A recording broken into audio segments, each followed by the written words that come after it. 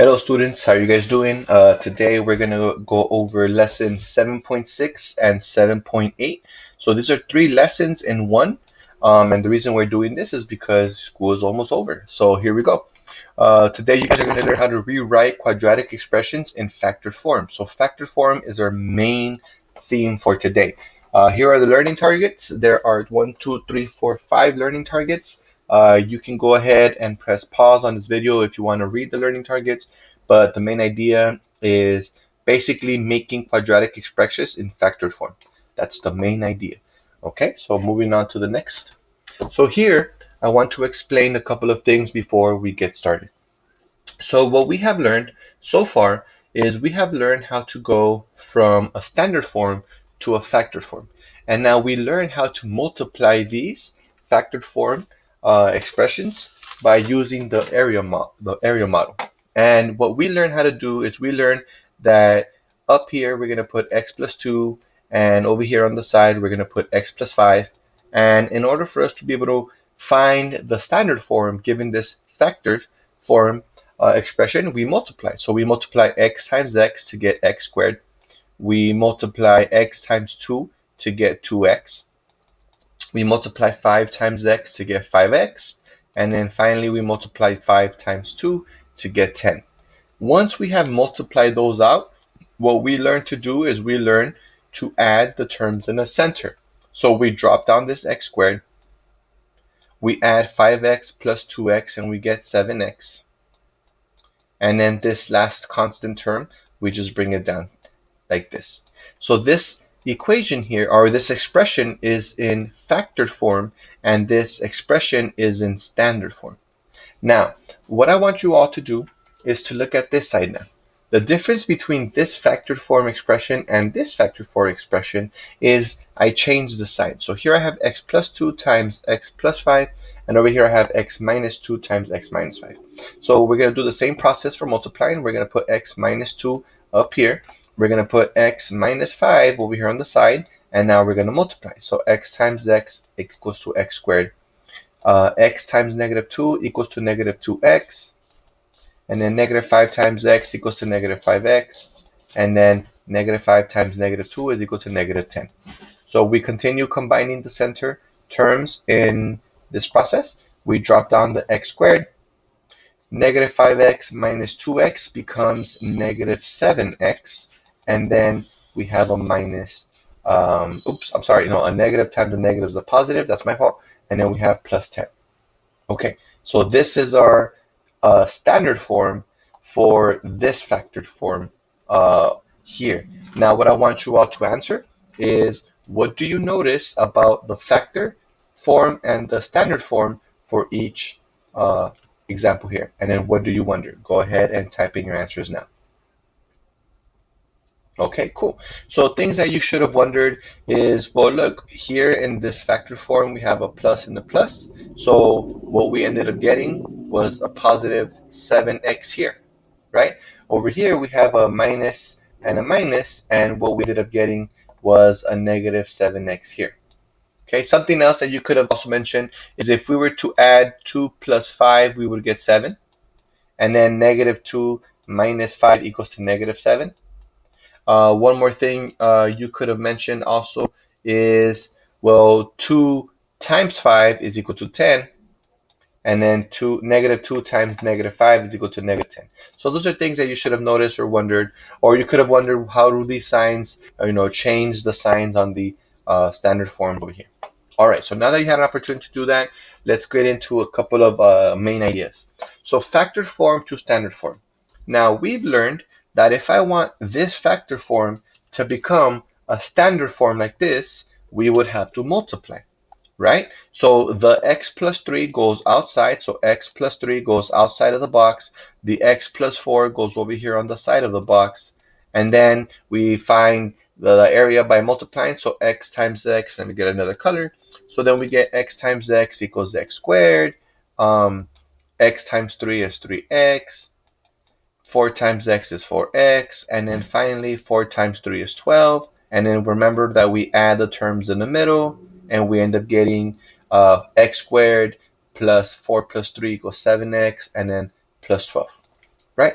So what we're going to learn today, or what you're going to learn today, and I'm going to do my best job to teach you, is how do we go backwards. So now I want you all to understand what our main idea is today. We want to go backwards. So what if I give you the standard form and I told you you have to convert it to a factored form like this? Okay, now I'm gonna explain the process. Yesterday you all worked on having a box method like this and with the filled in. So basically, in when we go from factor form to standard form, we write our factors on the outside and we multiply to get our standard form in the inside. So we're gonna do very similar. So in order for us to go from standard form to factor form, we need to begin filling this in here. And just like you notice, x squared is x squared, so we know that x squared is going to go in here. The other one that's very easy to tell is the 12, the last term, the constant term. In this case, 8 is going to go down here. So in order for us to be able to figure out what goes in here, remember that these two terms always get added up. And now we have a 6. Well, how did we get 7x up here? We got 7x by adding the 3x plus the 4x. So what do you think is going to be filled in here? Well, there's a couple of options, right? We could put 1x plus 5x. We can do 2x plus 4x. We can do 3x plus 3x, etc., etc., right? So this is basically what we're going to learn how to do today. We're going to learn how to fill in these two boxes in order for us to be able to go from standard form to factor form. And once we know what these two boxes are, we know that we can take out the factor. So we know that x times x is going to be x squared. And then we're going to need to figure out what these terms are to be able to get our factored form. Okay, so that's what we're learning today. And to do that, I'm going to give you guys some notes. So converting standard form to factored form. So let's say we have a standard form equation. And the reason why I put it in this form is because this is what a standard form equation looks like. It's a number in front of the x squared, which is normally a plus bx plus c. This is your quadratic term, this is your linear term, and this is your constant term. Now, what we're going to use is this thing called the diamond and box method. The diamond method basically shows us what is going to be used to be able to fill in those two areas in the box that we didn't know how to fill in the last example. Now this means a times c. So whatever number is in front of the x squared and whatever the constant terms are or is, you are going to multiply those two and put that number here. The linear term, which is the number that's in front of just the regular x, goes here. And once we have this filled in, we're going to use the box to be able to complete figuring out what goes inside of these two boxes. Okay, and once we have this, you guys practice how to take out the factor, the greatest common factor from these terms, and that will give you your factored form. So I really recommend you pause this right now and you copy these notes into a notebook or something, because this is what you're going to be using for the rest of the week's lessons. So let's get to some examples. So that shouldn't have popped up, but we're already started, so it's okay. So example problems, so I'm going to work this one out first. I'm going to make this x squared plus 3x plus 12 into a factored form, and then you guys will then try another example on your own. Okay, so first I'm going to use a diamond. Before I begin, let me go ahead and put the invisible 1 here so that we know that this is the A, the 13 is the linear term is the B, and the C is the 12. So let's first figure out how to fill out the diamond. The diamond says that we need to multiply the A times the C value. So the A value is 1, x squared, the C value is 12. So if I were to multiply 1x squared times 12, I'm going to get 1 times 12 is 12x squared. Okay. And now the B term is this 13, so I'm just going to leave 13x right here. Now, what you now need to do is you need to figure out two numbers. Two numbers that when you multiply the numbers, you get 12, but when you add the numbers, you get 13. So I'm going to go ahead and give you an opportunity to figure out what those two numbers are. Go ahead and input those two numbers now. All right, cool. So now that you had a chance to think about what two numbers are, if you thought about 12x times 1x, then you did it correctly, because 12 times 1 is 12, and then 12 plus 1 is 13. So once we have that established, we can start filling in this standard form inside of our box with these two new terms there.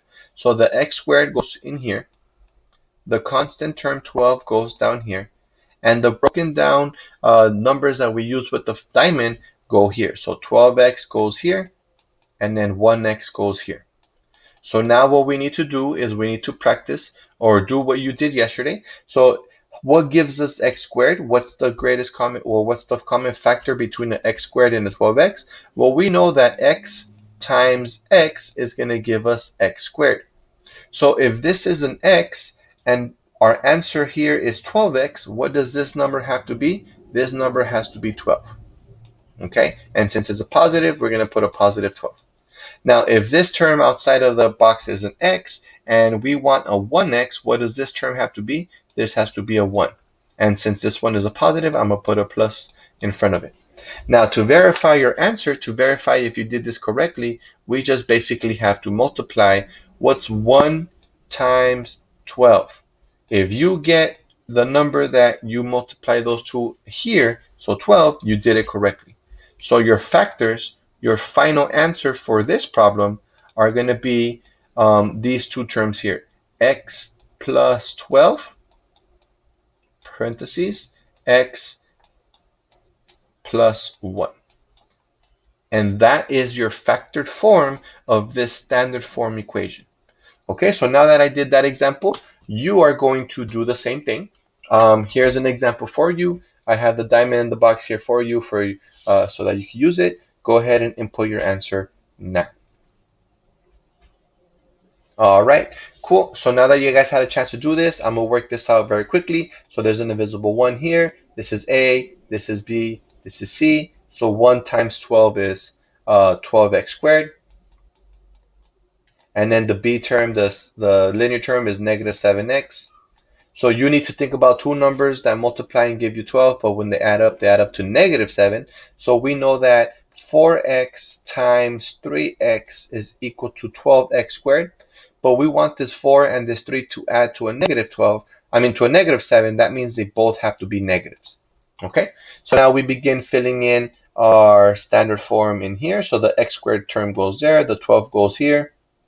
And now we're going to put negative 4x in here, and we're going to put negative 3x in here.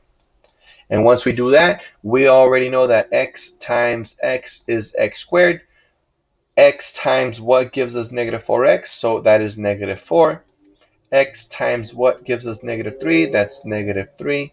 And to verify if we did our answer correctly, we multiply what's a negative 3 times a negative 4. That does equal to positive 12. So we did it correctly. So our factors for this standard form equation are x minus 4 parentheses, x minus 3 parentheses. Okay, that would be our factored form. All right, so now here's another example. So we have x squared plus 15x minus 100. I'm going to go ahead and work this one out. This one is a little bit different. Okay, so x, so remember there's an invisible 1. This is A, this is B, this is C. So 1 times negative 100 is negative 100x squared. And then the B term is 15x.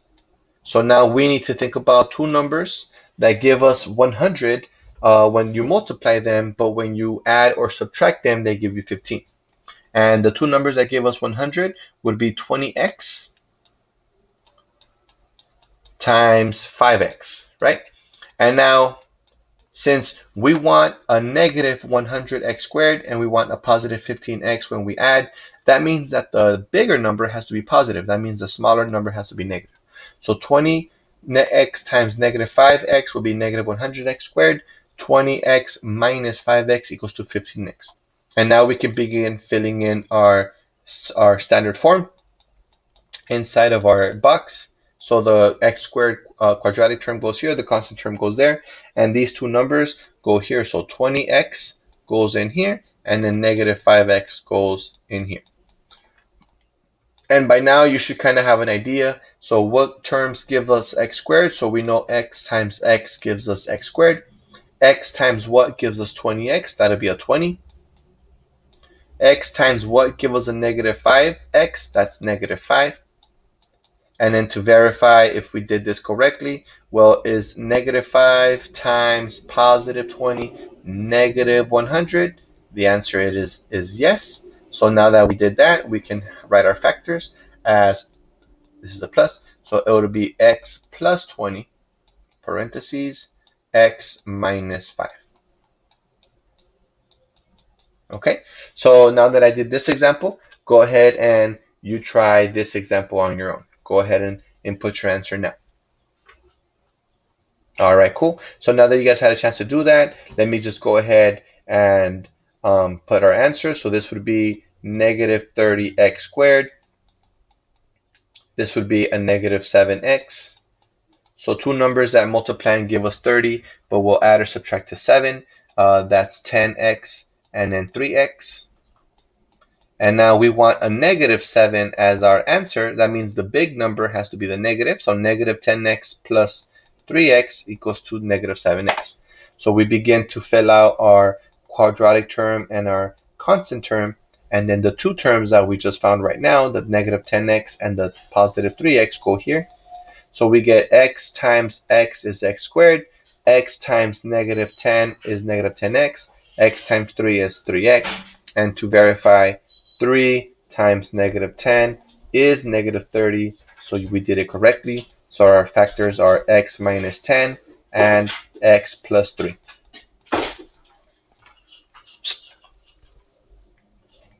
Okay, so those are our factors.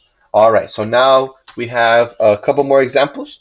In this problem here, if you notice, a quadratic in standard form has an x squared plus a bx plus a c. In this case, we're missing the middle term. We're missing the linear term. So if you ever have a situation like this, the way we figure this out is we add the linear term with a 0x, because a 0x would basically just end up being nothing, which is what the original problem is. Now, once we have this, with our linear term added into the center, now we can go ahead and multiply. So 1x squared times negative 81 equals to negative 81x squared. The constant term in the center, the linear term in the center is 0x. Now we need to figure out what times what gives us 81, but when you subtract them or add them, they give you 0. And that one's easy. It's 9x times 9x, and one of those 9's has to be a negative. So 9 times negative 9 is negative 81, and 9 minus 9 is equal to 0. So once we have this, we can draw our box. We input the x squared here, we input the negative 81 in here, and the 9x goes here, the negative 9x goes here. So basically the two terms that we find go filled in here. We take out our factors. So x times x is x squared, x times 9 is 9x, x times negative 9 is negative 9x, and remember we verify, is negative 9 times positive 9 negative 81? Yes, it is. So our two factors are x plus 9 and x minus 9. All right. So now that I did this example, you guys go ahead and try this one on your own. I'll give you a hint. Don't forget to put the 0 term. Do that now. All right. So now that you guys had a chance to do that, we get x squared plus 0x minus 25. So then on the top, a times c, so x squared times negative 25 is negative 25x squared. And then the linear term is 0x. We know that 5 times 5 is 25, and then one of them has to be a negative so that they become 0. And now we fill in our x squared term here, our negative 25 constant term there. We get 5x here, and then negative 5x here. And we factor out our common factor, so we know x times x is x squared, x times 5 is equal to 5x, x times negative 5 is equal to negative 5x, and one more time we check, negative 5 times 5 is equal to negative 25. So our factors are x plus 5 and then finally x minus 5. All right, so we have a couple more examples to go, and then we're almost done. So here I changed it up a little bit. Here we have 25x squared minus 4. Notice that we're missing the linear term, the one in the middle, so we need to add that. So 25x squared plus 0x and then minus 4. So remember that this is A, this is B, and this is C. So when we do the diamond, we multiply 25 times negative 4. That's negative 100 x squared. The B term is 0x. Now, what times what gives us 100, but when you subtract them, give you 0? Well, that would be 10x and 10x. And one of the 10s has to be a negative so that we can get 10 minus 10 equals 0. And now we fill in our box. So 25x squared goes here. Our constant term, negative 4, goes there. And our linear terms would be 10x here and negative 10x here. So now this one's a little bit different because now we don't just have a regular x squared here. Now we have a 25x squared. So what times what is going to give us 25x squared? And those terms would be 5x times 5x, right? 5 times 5 is 25, and x times x is x squared. So now if this is 5x, 5x times what will give us 10x? Well, we know 5 times 2 is 10, so that'll be a 2. Okay? 5x times what gives us a negative 10? Well, that'll be a negative 2. And let's confirm, is negative 2 times positive 2 negative 4? Yes, it is. So those are our factors. So you say 5x plus 2, parentheses, and then 5x minus 2 are our factors. Okay, so here goes another problem for you to work on, very similar to this. One more hint, fill in the 0 term. Go ahead and try this on your own now. All right, so then what you guys and ladies and everyone had to do was add the 0x term there, minus 16. So then 4 times negative 16 is equal to negative 64. So negative 64x squared goes here. And then the 0x goes there. What times what gives us 64? That'll be 8 times 8. But when you subtract 8 minus 8, we get 0. So then in the center, and I mean the quadratic term is x squared, 4x squared. The constant term is 16 negative. And then the two that we just found are here, 8x and negative 8x. So one more time, you know how over here we said 5 times 5 equals 5 is 25. Well, what times what gives us 4x squared? So that'll be 2x times 2x. And then 2x times 4 is equal to 8x. 2x times negative 4 is equal to negative 8x. And then we verify negative 4 times 4 equals to negative 16. So your factors would be 2x plus 4 and then 2x minus 4. Okay, so hopefully you got that one right. And the last one, these are the last examples. So this term, this is a little bit different because now we have a number in the front and it's going to make things a little bit more complicated, but it's not that bad. We're still going to multiply the a times the c using the diamond. So 3x, so remember that this is a, b, and c. So 3x squared times 4, that's going to be 12x squared. And then the 13x goes here and the linear term goes here in the bottom. So what two numbers multiply and give you 12, but when you add those numbers, you get 13. That'll be 12x and 1x. Right, so 12 times 1 is 12, and 12 plus 1 is 13. So now we use our box. The first term, the 3x squared goes in here. And then the positive 4 goes over here. And then the two terms that we just found, the 12x goes here, and then the 1x goes here. So now what you need to do is you need to look at this 3 and this 12. What factor goes into 3 and to 12? Well, that'll be a 3. So a 3x goes here. And now 3 times what gives us 3? That'll be a 1x. So 3x times 1x equals to 3x squared. So if we found that this is 3x and we want 12x, well, this number has to be 4 because 3 times 4 equals 12. And if this is 1 and we have 1x here, this would have to be a 1 because 1x times 1 is equal to 1x. and then we verify. Is 1 times 4 4? Yes, it is. So then we have our factors. So your factor would be 3x plus 1 parentheses, and then finally x plus 4. I'm not going to put the invisible 1 in front of this x because we all know that it's invisible in front.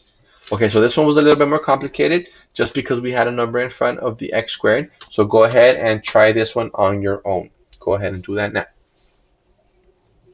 All right, cool. So now that you guys had a chance to do that, so this is A, B is an invisible -1, and then C goes there. So 6x squared times -2, that'll be -12x squared. And then the B term is -1, goes right there. So what two numbers multiply and give you 12, but when you add them give you a 1? So the two numbers that multiply and give you 12 is 4 times 3. And if you want -1 left over, that means the 4 has to be the negative number.